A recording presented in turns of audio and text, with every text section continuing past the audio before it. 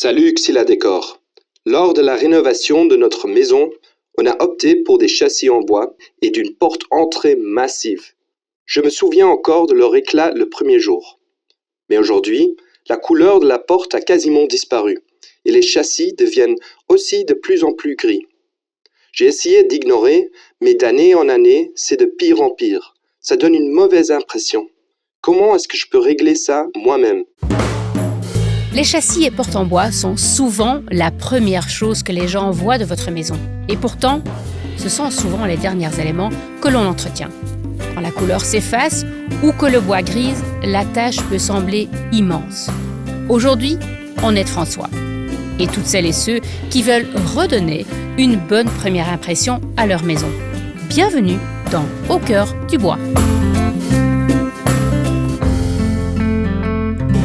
Bonjour Balou. Bonjour. Vous allez bien? Pour l'instant, ça va. Super. Ce que je me demande, c'est quoi cet impact du soleil aussi bien sur la couleur de ma porte que mes châssis? Ça a à voir avec les rayons UV.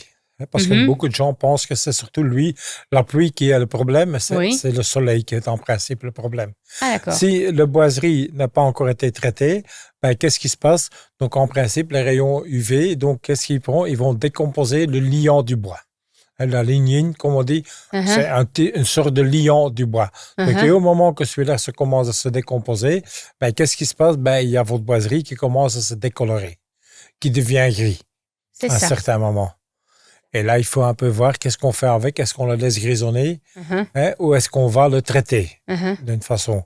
Ce qui fait très important, si vous le laissez grisonner, que le soleil doit venir partout de la même façon. Si vous avez un côté où le soleil arrive de 10 à 1, façon de parler, et l'après-midi, de l'autre côté, il arrive de 1 à 5, à ce moment-là, il va être beaucoup plus chaud. Vous risquez d'avoir une différence en décoloration. D'accord. Que votre bois va grisonner d'une façon différente. Donc, ça va devenir de plus en plus gris. D'un côté, de plus en plus gris, de l'autre côté, un peu moins gris. Et plus en noir, surtout quand c'est des bois tendres. Au moment qu'on parle de boiserie, des châssis et des portes, en principe, c'est du bois dur. D'accord. Du bois dur, en principe, celui-là, il commence à grisonner. Et si le soleil est là de la même façon, vous n'allez pas voir, il va grisonner, mais il ne va pas devenir noir. Du bois tendre, façon de parler, si jamais vous avez un chalet que vous n'allez pas traiter, et votre boiserie, il va devenir gris au début, mais celui-là, il va commencer à devenir noir. Nous, on dit toujours, votre bois est en train de brûler, façon de parler. Ah oui. Ça, c'est une différence à ce moment-là. C'est un peu comme la peau des humains. C'est un peu comparable. Quand on est, il faut toujours un peu faire le choix. Au moment qu'on va traiter de boiserie, il faut savoir deux choses. Un, est-ce qu'on travaille avec du bois dur ou est-ce qu'on travaille avec du bois tendre? C'est ça. Ça, c'est la première chose. Du bois dur, c'est par exemple du Afcelia, ça peut être du chêne, ça peut être du méranti, châssis et porte, façon de parler. Sapin et du cèdre, par exemple, c'est du bois tendre. Ça peut être, par exemple, votre chalet ou votre bardage. OK. Ce qu'il faut aussi un peu savoir à un moment que vous allez faire le choix de produit à un certain moment, est-ce que c'est une construction stable ou est-ce que c'est une construction non stable? C'est-à-dire? Ça veut dire que au moment que vous allez traiter votre bois, il faut voir est-ce que votre bois va commencer à travailler énormément la différence de la température, l'humidité. Donc, une construction non stable, c'est par exemple votre abri de jardin. C'est par exemple votre bardage. Une construction stable, c'est votre porte-chassé. C'est ça. Qui sont dans une construction en béton. Ça va travailler, mais pas autant. Ça veut un tout petit peu se bouger, mais il y a la construction qui l'empêche. Ah, d'accord, qui l'enferme un peu. Au moment que vous allez faire le choix, donc si à l'intérieur ou le monsieur du magasin s'informer avant de vous donner un conseil, c'est surtout ça qu'il va demander. D'accord. Et est-ce qu'il y a des signes que je peux voir qui indiquent qu'il faut vraiment agir, qu'il est temps de faire un entretien ou de rénover? De nouveau, ce qu'on veut, on veut à un certain moment naturellement. Est-ce qu'on veut qu'on le traite transparent? Donc, au moment qu'on l'a traité, combien de temps est-ce qu'il va tenir, façon de parler, ou quand est-ce qu'on va voir à un certain moment qu'il faut remettre une ou deux couches, au moment que vous allez nettoyer vos châssis et vous allez commencer à sentir qu'il devient un tout petit peu raide. Parce qu'au moment que vous l'avez juste mis, vous allez voir qu'il va bien lisse. C'est ça vous qu'on le peut bien nettoyez, nettoyer. donc ça glisse bien. Et au moment que vous avez l'impression, tiens, ça glisse un peu moins, il y a un peu de poussière qui reste un peu, là, c'est le moment de le faire. Parce que là, ça veut dire qu'il y a une réaction qui commence à se faire, que de nouveau, les rayons UV sont en train de décomposer le liant de votre produit que vous avez mis dessus. C'est ça. Et est-ce qu'il y a des malentendus? Est-ce qu'il y a des erreurs que tout le monde fait quand on parle de châssis et de porte qu'il y a à éviter? Qu'est-ce qu'on fait de temps en temps? De nouveau, on essaye de changer d'aujourd'hui à demain. Ça veut dire aujourd'hui, on met quelque chose de transparent et demain, on met quelque chose de couvrant, d'opaque. C'est ça, oui. Et là, naturellement, techniquement, il n'y a pas de problème, mais la préparation doit être naturellement convenable. Si vous allez mettre, au moment que vous avez mis un transparent, par exemple, un produit Siladécor porté châssis, et il est en bonne condition, et d'ici 3, 4, 5 ans, vous voulez une fois le refaire en bonne condition, qu'est-ce qu'on va faire? De nouveau, la préparation qu'il faut, dégraisser, poncer, dépoussiérer. Ici, au moment qu'on parle d'une lasure en bon état, on fait 1 et 2 en même temps. On va dégraisser et poncer en même temps. Donc, qu'est-ce qu'on va faire? On va prendre de l'eau avec de l'eau et de l'ammoniac. On va mettre 5 à 10% dedans. Ou un dégraissant de chez Polyfilla, façon de parler, dans l'eau. Et on va le dégraisser en ponçant avec un Scotch-Brite. Donc, on va faire les deux en même temps. Il ne faut pas le poncer à la part, on va faire les deux en même temps. Il faut faire ça convenable au moment qu'il est en bon état. Et à ce moment-là, vous mettez la lasure de nouveau dessus, 1 ou 2 couches, ça dépend ce que vous voulez ou combien de temps vous avez attendu. Si vous allez travailler, tout d'un coup, vous allez travailler en opaque au-dessus, là, il faut poncer beaucoup plus. Il faut tout enlever ce qu'il y avait. Non. Mais il faut casser la tension du produit. Le produit a un certain temps d'élasticité.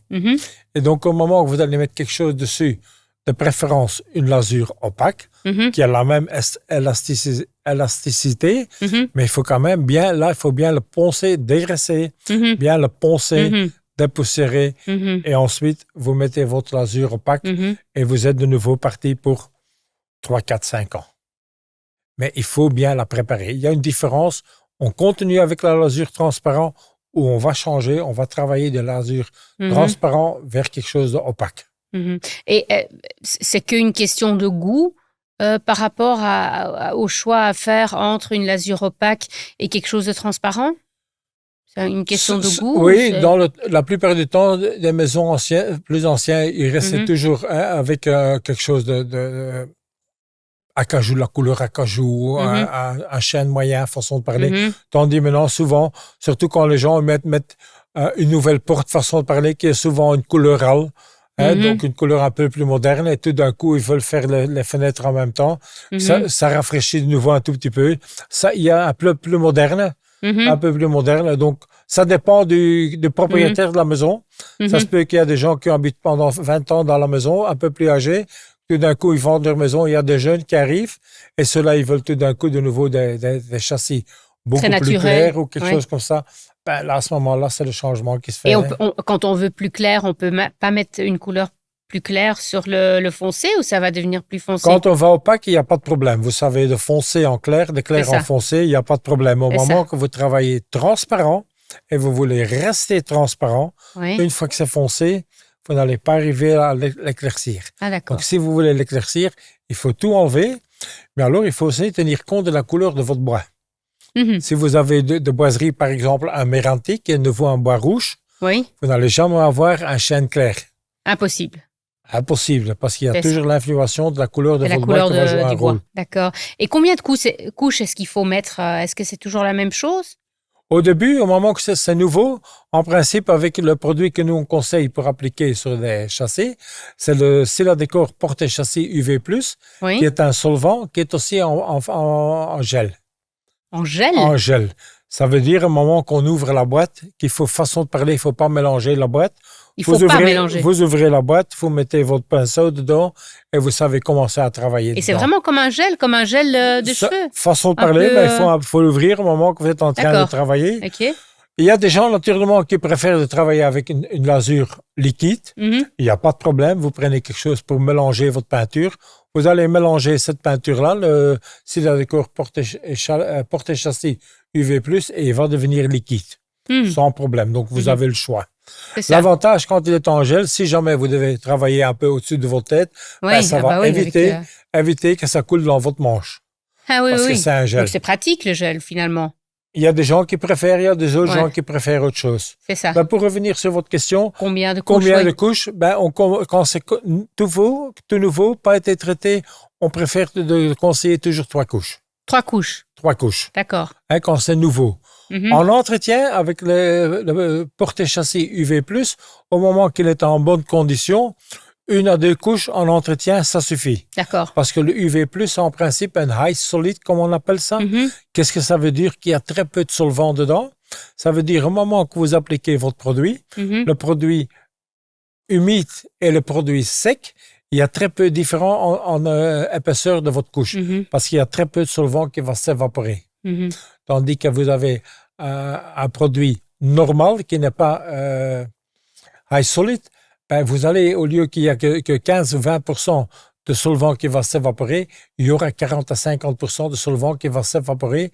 Donc, la couche qui reste, la couche sec, les extraits secs qui restent sur votre châssis est beaucoup plus mince. Donc là, il faudrait minimum 1 couche en plus. D'accord. Donc, c'est ça qui est l'avantage avec le Silladécor porte-châssis UV+. D'accord. J'ai une question. J'ai une histoire à vous raconter. Moi, j'ai une fois fait mes châssis.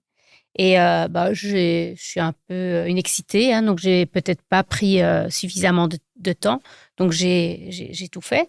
J'ai fermé. Je me suis dit, j'ai l'impression que c'est sec. J'ai fermé. Et après, j'arrivais plus à ouvrir. Comment éviter? Comment savoir que c'est réellement sec et que faire si ça colle vraiment? Il faut recommencer. Donc, la première chose qu'il faut faire, il faut essayer naturellement de les ouvrir et alors un peu regarder dans quel état ils sont. Est-ce qu'il faut recommencer? Est-ce que ça suffit d'un peu poncer pour un peu voir donc, dans quel état?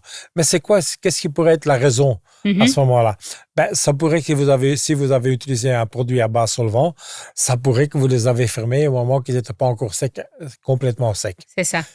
Au moment, il y a des années qu'on est en train de changer tous les produits à base de solvant à base d'eau. Au tout début des produits, quand il y avait le changement, on avait un peu le problème d'un fait qu'au moment qu'on les fermait, qu'il y avait le problème qui s'appelait thermoplastique. Ça veut dire, au moment qu'on met quelque chose acrylique très près de l'un d'autre, quelque chose en fermant, qui colle, il y a une réaction qui se fait qui commence à transpirer, façon de parler. D'accord. Et c'est ça qui faisait que ça collait. Aujourd'hui, toutes ces petites choses, ces petites maladies du début, ils se sont rétablis, donc il n'y a pas de problème. Naturellement, de préférence, laissez ouvrir le plus longtemps possible. Et dans le temps, on savait travailler jusqu'à 7 heures du soir. Et à 10 heures, on fermait tout. Il n'y avait pas de problème, solvant ou pas de solvant, parce qu'il y avait tous des autres types de peinture. Aujourd'hui, on arrête de travailler avec des choses qu'il faut fermer le soir à 3-4 heures.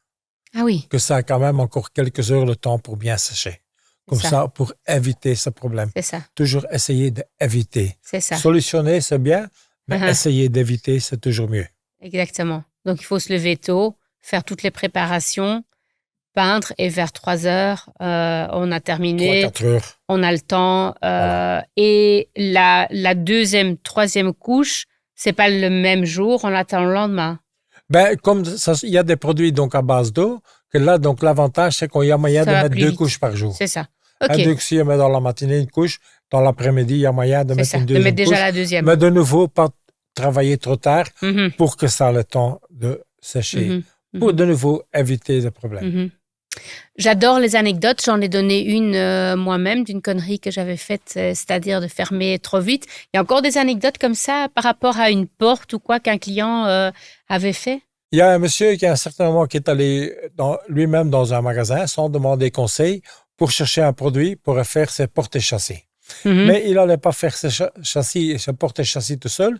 Il allait aussi faire les poutres qui passent au-dessus de les fenêtres et de la porte. Je vois. Mais au lieu d'avoir pris une lasure, il avait pris une huile. Et Qu'est-ce qui s'est passé? Au moment qu'il commande, il n'y a pas de problème. Mais après une heure, avec une huile, ça va vite, ça va même très vite pour appliquer le produit. Oui. Au moment, après une heure qu'il repassait pour voir la première fenêtre qu'il avait fait, toute l'huile qu'il avait mise sur son poutre et sur ses châssis s'était coulée naturellement sur sa façade, sur la pierre bleue naturellement. Hein.